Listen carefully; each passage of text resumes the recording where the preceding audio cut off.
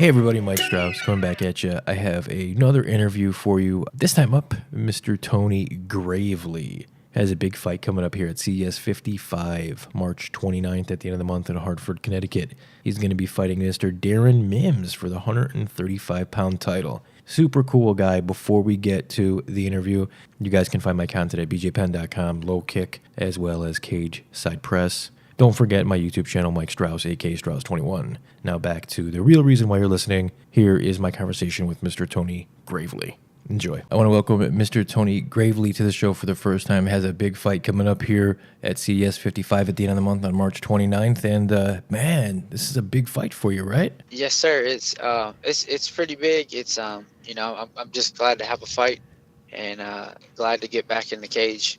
Yeah, for people that don't know you, man, you're 27 years old, you're 17-5, you're one of the hottest bantamweight prospects out there that isn't currently on one of the big shows, man, but you're knocking right at the door. I mean, would you agree that a win on March 29th, it probably is more than enough to get you into the UFC or Bellator, right? I sure hope so. I mean, I've been putting in the work. I've been pretty active. I've been beating some tough guys, winning some titles. So, I don't know what else they need from me. So I hope, I've said plenty of times that, this is going to be the one. This is going to be the one. But, at this point, I try not to think about it too much because I feel like maybe because I'm thinking about it so much, it's not happening because that's what I'm really trying to do, So right now, I'm just kind of, taking it one at a time. And, when it comes, it'll come. Yeah, no, I feel you, man. It's like I just got some good advice too the other day. It's like you know, if you pay attention to all the small things, it's really hard to appreciate the beauty of the entirety, And it's kind of the same thing, you just keep racking these wins up. Eventually, man, they have no choice but to come your way, But yeah, man, how do you feel just 9 days out? I feel great. I feel the same as I usually do pretty much. I usually work out about the same. I train the same leading up to every fight. All the time pretty much. So that's why I'm able to fight so often is because, my routine's pretty much the same. So that way I can get these last minute fights that come up and, I won't be stressing about cutting weight or stressing about if I've got the cardio or I've put in the work or anything like that. So, I'm ready as I always am. Obviously, you're a bantamweight, man. I got to ask you this shit with TJ Dillashaw. This came from like nowhere, right? Kinda, yeah. I mean, I don't know. I've noticed because I remember I watched, the different supplements he's taking, and it's a ton of stuff. Like I didn't know. I'm not sure what all it is, but I guess some of it's not good. Yeah, at least some of it, right? Yeah. So, but yeah, I remember I was kind of watching as he was like making a weight cut and just kind of seeing like what he looked like, and I noticed he would, he's popping a lot of vitamins or whatever they are, vitamins, performance enhancement, whatever, supplements, and it was a lot of stuff. So I'm assuming it's, a lot of that stuff didn't come back too clean. So. Yeah. Do you remember that picture that he posted? It was a while ago when I think it was during his camp for the Cejudo fight. He posted a picture on social media with like what you're talking about, all the bottles of supplements he was taking, and it was just the whole table was filled. Exactly. Yeah, that's it. That's exactly what comes to mind when I think about it. I'm not big on supplements, so I don't know a lot about what necessarily does what for your body nutritionally, but I think if you've got to put that much stuff in, then something's not right, Yeah, that's a good point, man. You personally, you're just naturally gifted. I mean, genetics. I mean, anybody that has seen you fight, I mean, you are a specimen. So for you not to have take many supplements, man, that genetics trump everything for sure. I believe that wholeheartedly. But speaking of social media, you're on there. I see you, and it looks like, man, from a lot of your posts that you're not just a fighter. You're kind of one of these guys that pays attention to the sport. You kind of you keep tabs of guys that you may come across. It seems. Kind of. Most of the time, it's I try not to really worry about other people that much. Mm-hmm. I'm a fan of the sport. I mean, I pay attention to fights, and I watch a lot of fights from whether it be like local fights that are on TV or fights on Facebook or UFC, Bellator, all the fights. So I'm not necessarily looking for particular people. I just enjoy watching fights. So, but sometimes, if I have it recorded and it's a bantamweight, I keep it just in case I run across them. I have some footage on them. But I try not to worry too much. I'm just kind of doing me, and if I happen to fight somebody that I've seen before, then great. If not, then I don't stress too much. And you're still at is that Tech MMA and Fitness Academy? Yes, sir. In Christiansburg, Virginia. Very cool. And is that the first camp that you like? Have you been there your entire career? Yeah, that's the only MMA gym I've ever been at. So that's the first one. That's the first one, and I've been with them since I guess it'd be probably about 2015, I think. Wow. So 14, 15 maybe. So you've only been training for about what, 5 years? Yeah, I'd say about, if you include my amateur, about 4 to 5.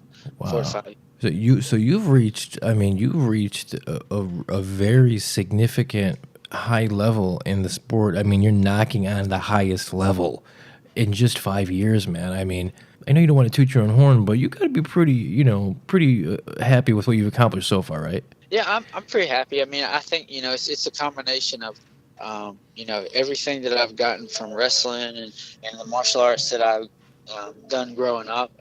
My dad taught Taekwondo, so growing up, I started out with Taekwondo, and and then I transitioned to wrestling. So everything that I've done, it's a combination of all those things put together, with a great support system and just great people behind me that support me, and that, along with just being dedicated, fighting as much as I can. It's just a lot of things accumulated to help this success. So it's not just like I'm just some naturally God gifted athlete. I work really hard. So I try to do the best I can, try to work as hard as I can every day, to keep improving. That way I can keep climbing the ranks, and I'm happy with where I've gotten. Obviously there are other goals that I am looking to obtain. I'm happy, but I'm not content with what I've done so far.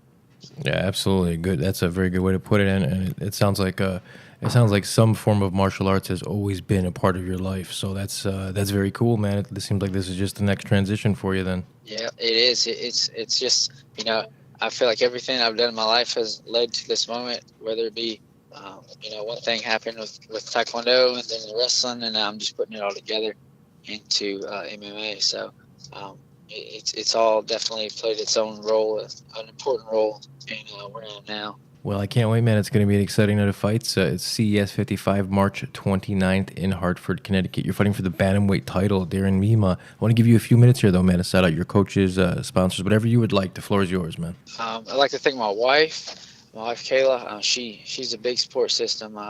I tell people she's my biggest sponsor, because she lets me fight full time, which obviously you don't make a ton of money fighting at this level, right?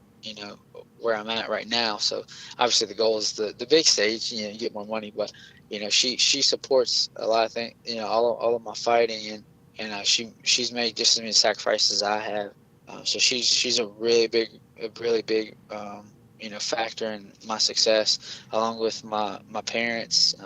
They've been a great success too. I mean, great in my success too. They obviously, if it wasn't for them, I wouldn't be here at all. Mm-hmm. But they've always been really supportive of my wrestling, really supportive of fighting.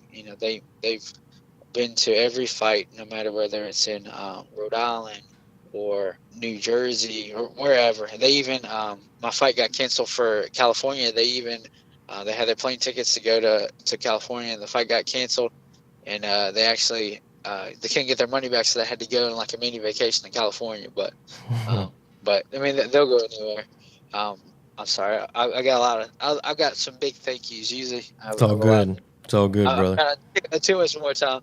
My coaches, Perry Gibson and Joel Sutherland, they're a really big factor too. They do a lot to make me, obviously, to help me get better, and I see them as like father figures.